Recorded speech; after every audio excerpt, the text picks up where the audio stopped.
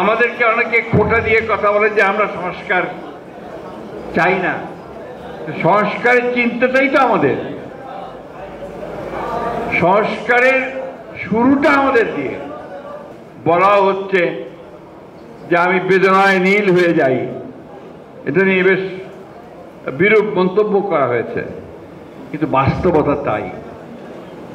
আমরা যারা রাজনীতি করতে এসেছিলাম একটা পরিবর্তনের জন্য, কিছুক্ষণ আগে আমি একটা প্রোগ্রামে ছিলাম বনানীতে, মায়ের ডাকের এবং যে সমস্ত ছেলেরা শহীদ হয়েছে তাদের পরিবারের প্রতি সম্মাননা জানানোর একটা অনুষ্ঠানে ছিলাম।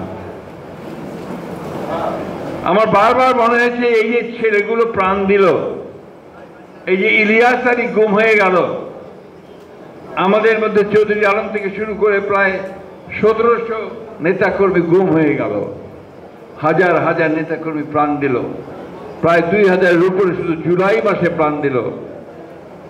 তার মূল্যটা কি? at what cost? তার দামটা কত? আমরা খুব খুশি হই যখন দেখি একটা পজিটিভ নিউজ পত্রিকার মধ্যে। আমাদের রিপন ভাই সব নেগেটিভ কথা বলে গেছেন, উনি কিছুই ভালো দেখছেন না। আমি কিন্তু কিছু ভালো দেখছি। ভালোটা দেখছি এই জন্যে যে আজকেই খবরের কাগজে দেখলাম যে বোধহয় 12টা মৌলিক বিষয়ে পরিবর্তনের সবগুলো দল এক হয়েছে। This is a positive step. এবং আমি ধন্যবাদ জানাই ডক্টর আলী রিয়াজকে, তিনি অক্লান্ত পরিশ্রম করে তার টিমকে নিয়ে অন্তত ওই জায়গাটা আসার চেষ্টা করেছেন। আমাদেরকে অনেকে খোঁটা দিয়ে কথা বলে যে আমরা সংস্কার চাই না।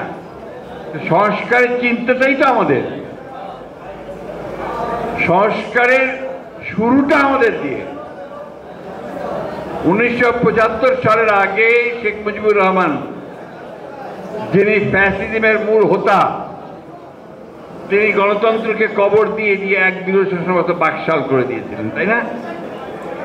তো সেই বাকশাল থেকে ফিরিয়ে বহুদলীয় গণতন্ত্র নিয়ে এসে মাল্টি পার্টি সিস্টেমের যে গণতান্ত্রিক ব্যবস্থাটা চালু করলেন কে? কে বলেন? জিয়াউর রহমান, আমাদের দলের প্রতিষ্ঠাতা। তিনি মুক্ত করলেন সমস্ত অন্ধকারকে।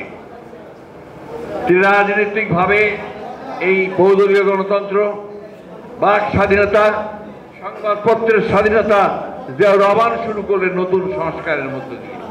এটা ছিল তার রাজনৈতিক সংস্কার। আর অর্থনৈতিক সংস্কার কি ছিল? একটা বদ্ধ তথাকথিত ভ্রান্ত সমাজতান্ত্রিক অর্থনীতির ধারণা থেকে তিনি তাকে নিয়ে আসলেন মুক্ত বাজার অর্থনীতির ধারণায়। এবং সেটা করি 3-3.5 বছরের মধ্যে বাংলাদেশের চেহারা বদলে গেল। যে নিক্সন বলেছিলেন যে বাংলাদেশ একটা বটমলেস বাস্কেট, সেই আমেরিকা বলল যে বাংলাদেশ এখন একটা সম্ভাবনাময় দেশ। এই কথাগুলো আমাদের মনে রাখতে হবে, জানতে হবে বারবার।